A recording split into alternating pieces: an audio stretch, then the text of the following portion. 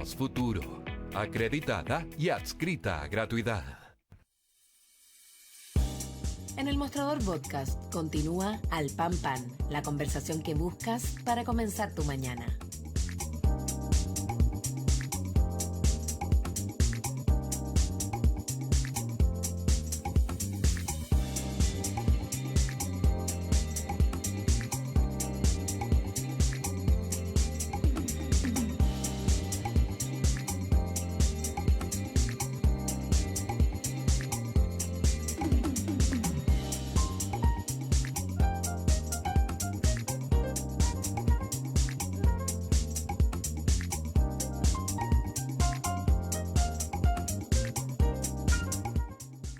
Pues estamos de regreso, vamos directo al grano. Paso a saludar entonces a Manuel Inostroza, ex superintendente de salud, director hoy día de ISAPRE Esencial y académico del Instituto de Salud Pública de la Universidad Andrés Bello. Manuel, ¿cómo estás? Un gusto de tenerte con nosotros esta mañana.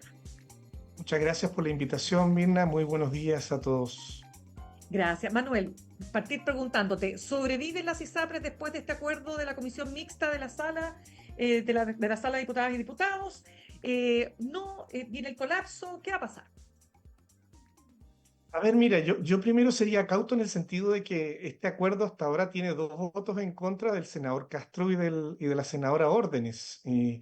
Y además falta la votación en sala, que correspondería que se votara el lunes y el martes. Y también algunos diputados han manifestado cierta aprensión sobre algunos puntos del acuerdo. Así que yo estaría esperando, como digamos, el pronunciarme definitivamente cuando tengamos efectivamente un acuerdo aprobado para ambas cámaras. Ahora, sin embargo, respecto del acuerdo alcanzado hasta ahora, yo sí te puedo dar mi opinión.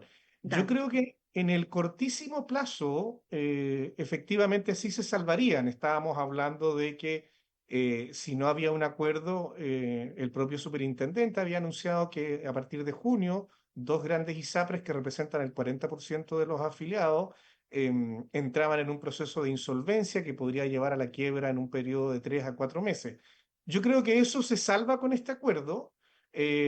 Sin embargo, yo sigo opinando que es un mal acuerdo, básicamente porque lo que único que hace, en mi opinión, es chutear el problema para más adelante. Y yo lo voy a reflejar de la siguiente manera. Em, Básicamente lo que hace este acuerdo, dado la falta de voluntad del gobierno para usar la mutualización o la propuesta de la FEM de la Universidad de Chile para recalcular correctamente la deuda, deja la deuda en el tope máximo que hoy día puede tener, que va a ser del orden de los 1.400 millones de dólares.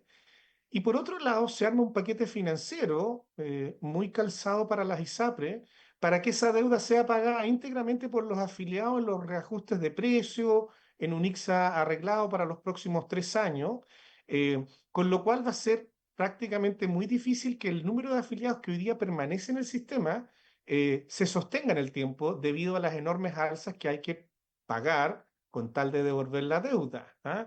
Esto es como un autopréstamo para los propios afiliados. O sea, te pago una deuda, pero después la tienes que tú pagar en cómodas cuotas mensuales con los reajustes de tu precio de tu plan. Y como no se cambió nada del problema estructural por ahora, no hay una eliminación de las tablas de factores de riesgo, no hay eliminación de preexistencias, no hay eliminación de cautividad, no hay fondo de compensación de riesgo, no se elimina la declaración de salud. Los problemas estructurales que generaron este problema hoy día probablemente van a seguir presentes y van a generar, junto con lo que definí anteriormente, el éxodo gradual y paulatino de afiliados que no van a poder pagar las alzas de los planes, van a volver a tener en crisis al sistema en 1 año y medio más, en 2 años más aproximadamente. Entonces, en mi opinión, hasta ahora yo lo veo como un mal acuerdo porque logra salvar la mirada de muy corto plazo, pero no resuelve los problemas que originaron esta crisis en el sistema privado de salud. Viene poco optimista entonces, Manuel. Manuel, quiero corregir que es la Comisión Mixta de Salud del Senado para que no se confunda, para que no crean que ahí estoy dando una información que es incorrecta. Entonces, quiero solo para entrar en el detalle, ¿no? Porque tú dices esto es un mal acuerdo porque el gobierno no quiso acoger la mutualización, pero Manuel, es un hecho que la mutualización dejó de tener piso político más allá del gobierno. O sea, el propio senador Jorge García Ruminot, presidente del Senado, señalaba lo mismo, ¿no? O sea, no tuvo más piso, ya sea porque se instaló en la ciudadanía que esto era un perdonazo, políticamente ya no era viable. Entonces, ahí, ¿cómo ves esa responsabilidad compartida, si tú quieres, de la clase política? Bueno, yo creo que es una mala decisión política. A mí me corresponde tal vez decirlo desde la mirada académica, técnica que me toca jugar hoy día en el ámbito académico universitario.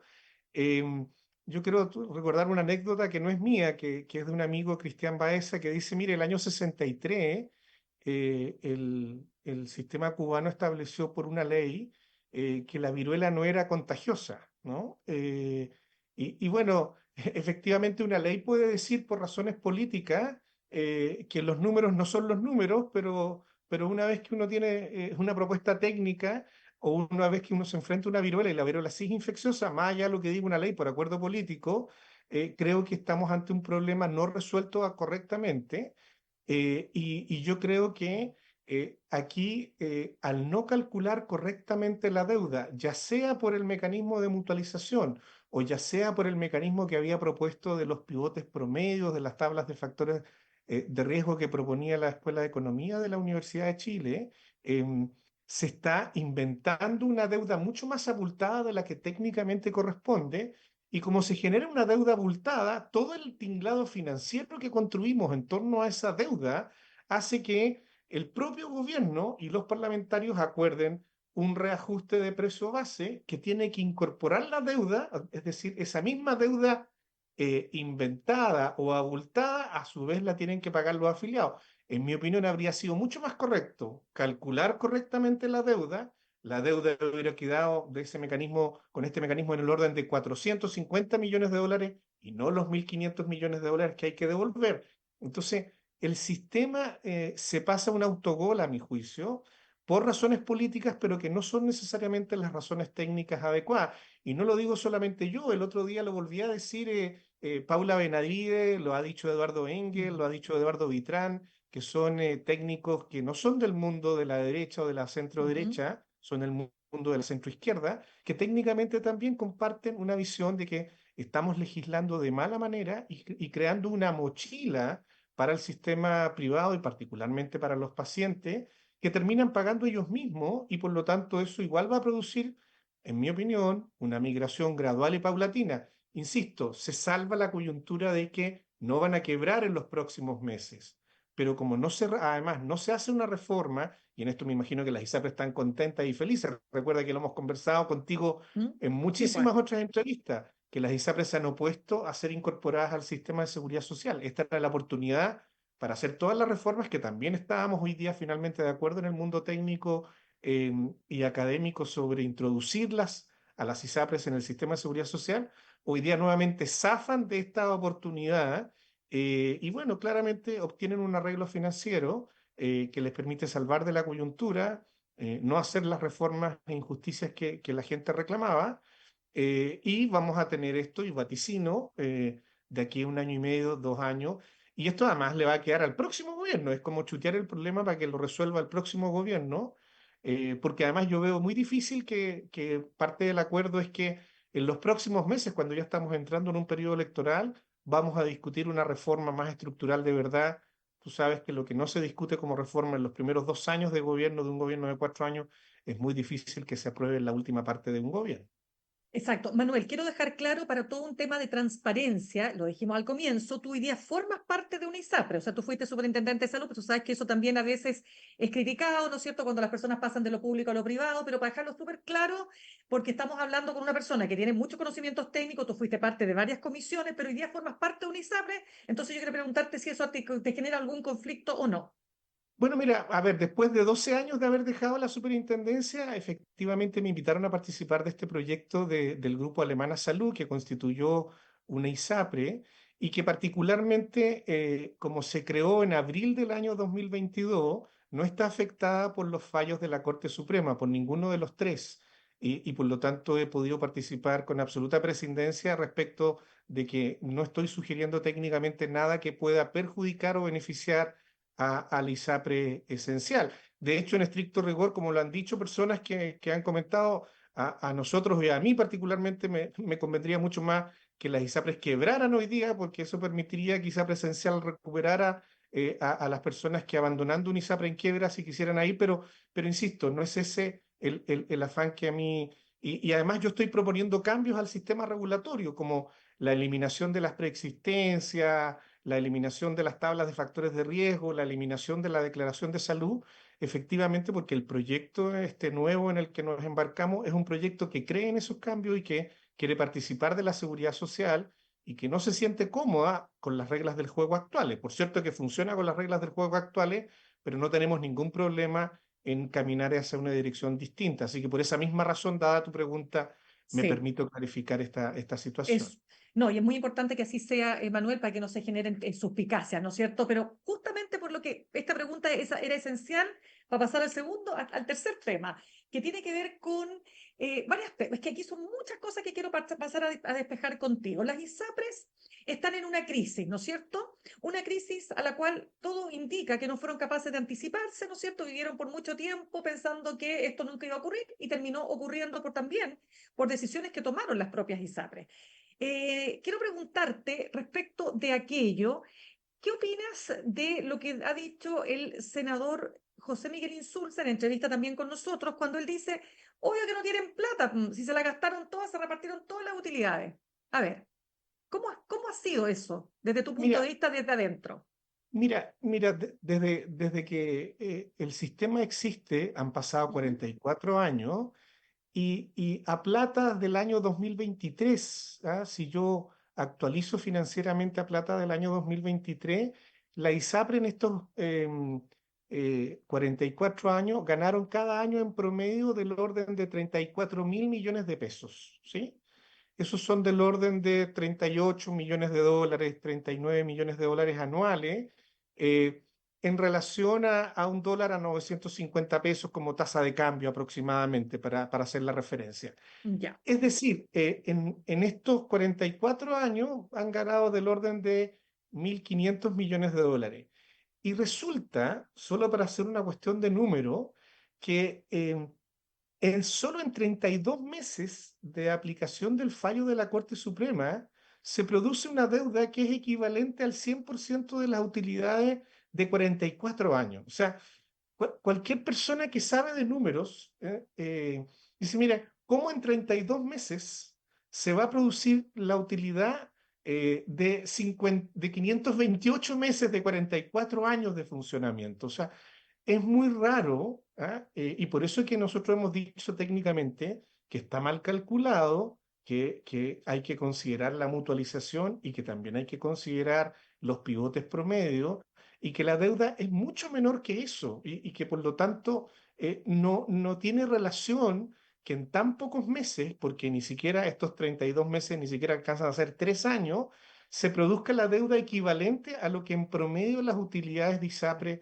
han tenido en todos los últimos años. Y agrego a continuación algo que siempre le digo a mis alumnos cuando tenemos clases sobre este tema. Ujú. Si tú comparas la industria de las ISAPRE respecto a la industria de las compañías de seguros generales, por ejemplo, seguros de vida, las utilidades de las ISAPRE son mucho menores que las utilidades de las compañías de seguros de vida.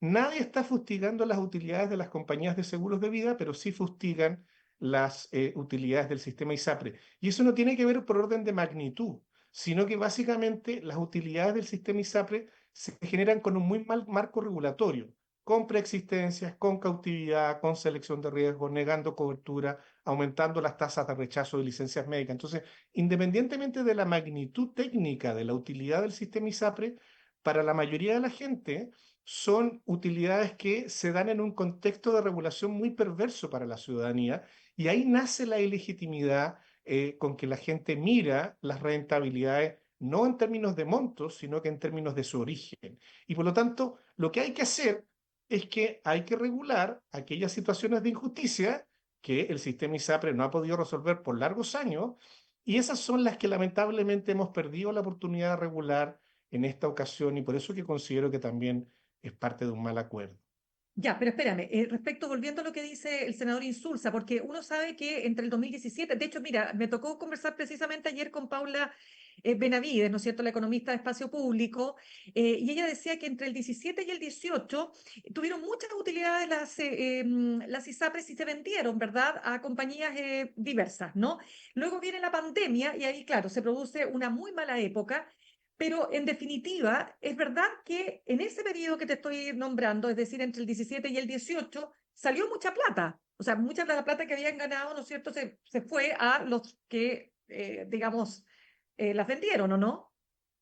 Sí, pero en ningún caso equivalente a los 1.500 millones de dólares que se generan en estos Ok, 32 meses, ¿sí? O sea, ya. estamos hablando, te insisto, estamos hablando que en promedio la utilidad son 34.000 millones de pesos y puede que en algunos años que yo registro, los mejores años pueden haber sido 80.000 millones de pesos, creo que hubo un año que fueron 82.000, o sea, estamos hablando que en vez de 40 fueron 90 millones de dólares en un año, pero en ningún caso llegaron a la magnitud de los 1.500 millones de dólares de deuda, que significa el cálculo que ocurre en 32 meses entre que, porque la Corte Suprema dice, mire, esa plata hay que devolverla desde el momento en que la superintendencia aplicó la nueva tabla de factores de riesgo, que ocurre en abril del 2020, y entre abril del 2020 y noviembre del 2022, que es donde establece el fallo de la Corte Suprema, en esos 32 meses se produce un supuesto excedente o cobro en exceso a favor de las personas que equivale a una deuda de 1.500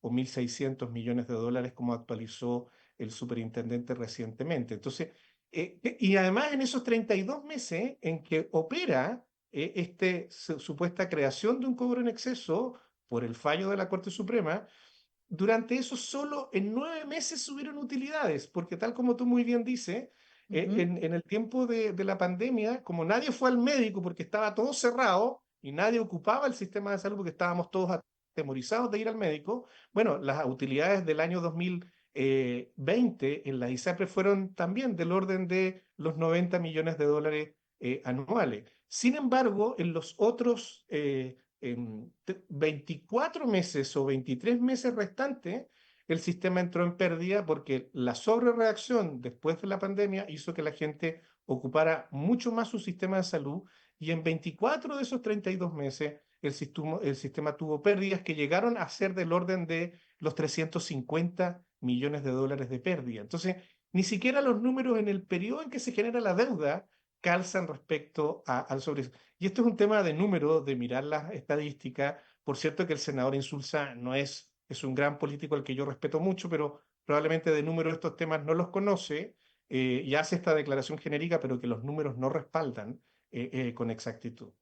Ya, entonces, Manuel, una pregunta que está muy relacionada con todo esto es que evidentemente, y esto se han encargado varios expertos, hablábamos con Paula Daza, ex subsecretaria de Salud, en aclararlo, ¿no? En el sentido de que no son solo las ISAPRE, no son solo los 2.700.000 afiliados, estamos hablando de los 7 millones de FONASA que se atienden a partir de la libre elección, ¿no es cierto?, el modelo de libre elección en el sistema privado de salud, son las clínicas, son los laboratorios, son los centros médicos. La pregunta es, ¿por qué? Y esa es la primera pregunta que te quiero hacer respecto a este punto. ¿Por qué las ISAPRES le deben tanta plata a las clínicas? ¿Qué pasó ahí? Bueno, efectivamente, desde el momento en que empezó a producirse esta debacle post-COVID y este aumento de las pérdidas del sistema ISAPRE, recuerda tú que el sistema político, precisamente reaccionando a las excesivas utilidades que tuvieron la ISAPRE el año 2020, acordaron para el 2021 y el 2020 un reajuste de cero de los planes. Es decir, dado que la gente no estaba yendo al médico, bueno, se acordó que no podía tener reajuste por sobre el IPC el sistema de salud. Y eso empezó a generar que los gastos aumentaron, los ingresos empezaron a disminuir, y eso empezó a hacer que las ISAPRES para sobrevivir y generaran una bicicleta, lo que se llama, ¿no? Es decir, mira, si tengo menos ingresos y más gastos a partir del año 2021 en adelante y hasta el día de hoy, lo que yo empiezo a hacer es chutear el gasto Y si antes pagaba en 60 días, como ordena la ley y la superintendencia, ahora empiezo a Perfecto. pagar a 90, a 120. Hoy día el promedio me dicen que está en 140 días promedio.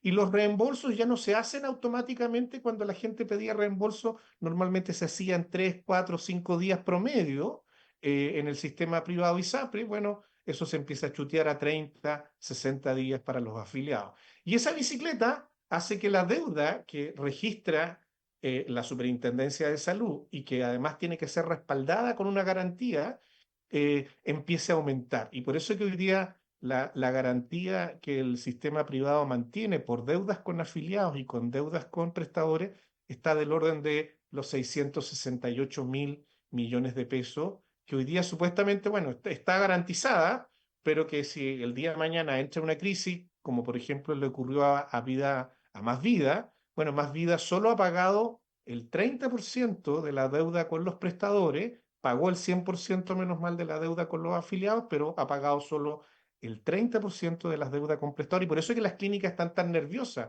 porque consideran que Claro. si se produce una crisis ahora, bueno, esto que ocurrió con Más Vida, ahora le puede ocurrir a todo el sistema y puede que todo el sistema quede con una deuda impaga que haga que el efecto rebote de crisis del sistema ISAPRE termine afectando a las clínicas y afectando la empleabilidad de los profesionales de la salud y, por cierto, eso afectando también la capacidad que tenga el sistema privado de seguir atendiendo a estos casi 8 millones de personas de FONASA que se Imagínate. atienden a través de la libre elección. Manuel, se nos acaba el tiempo, pero súper importante. Tú dices que este acuerdo te parece que es un acuerdo malo, que va a terminar la gente pagando con el aumento de planes, ¿no es cierto? El precio de sus planes va a terminar pagando, o sea, le devuelven la plata a 13 años y resulta que entre tanto le suben tanto los planes que van a tener que emigrar sí o sí del sistema.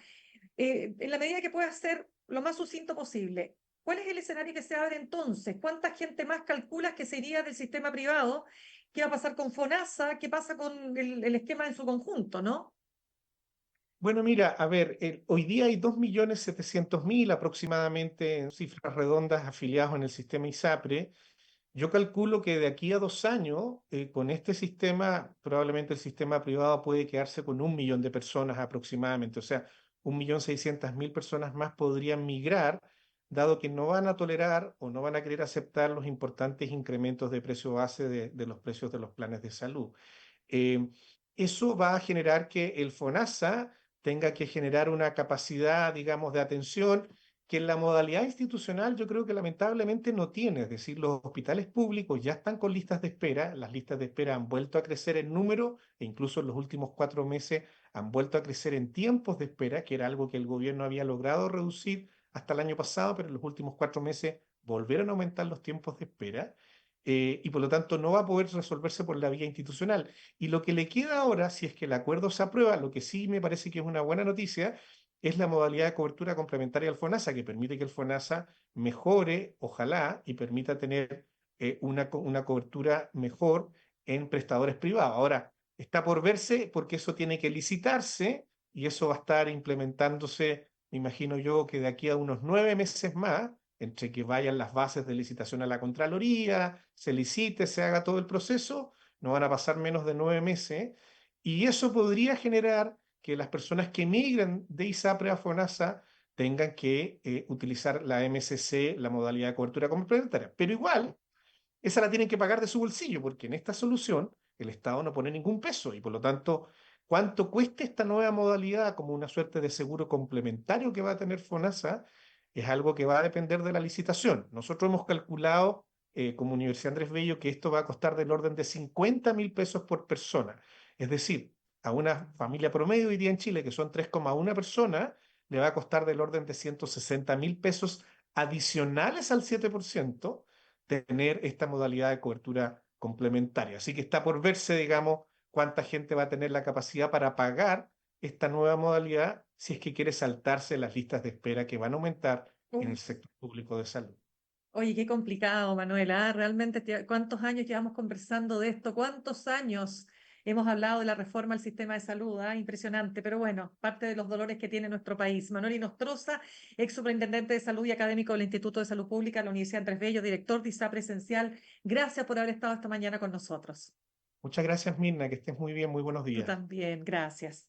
Saludamos a nuestros auspiciadores, Universidad Academia de Humanismo Cristiano, porque ha llegado el tiempo de cumplir tus sueños, de construir tu futuro, de aprender para transformar. Universidad Academia de Humanismo Cristiano, creamos futuro, acreditada y adscrita a gratuidad. Y ahorrar cotidianamente se puede y de forma organizada, rápida y online con Ahorrando, la nueva funcionalidad de tu app Copeuch, en donde puedes programar ahorros de manera fácil y entretenida, eligiendo tus propias reglas y metas. Haz que el ahorro sea parte de tu vida con Ahorrando de Copeuch. Más información en copeuch.cl. Me despido, los dejo con Fran Castillo, juntos y revueltos. Nos reencontramos mañana a las 8 en punto, aquí en elmostrador.cl. Que tengan un muy buen día. Comprometidos con la innovación y la inclusión, Universidad Academia de Humanismo Cristiano, creamos futuro. Y Copeuch Inversiones, el sitio donde todos pueden invertir, presentaron Al Pan Pan en el Mostrador Podcast. Cerramos por hoy Al Pan Pan con Mirna Schindler. De lunes a viernes de 8 a 9 de la mañana, entrevistas para partir el día. El Mostrador Podcast, el poder de la independencia.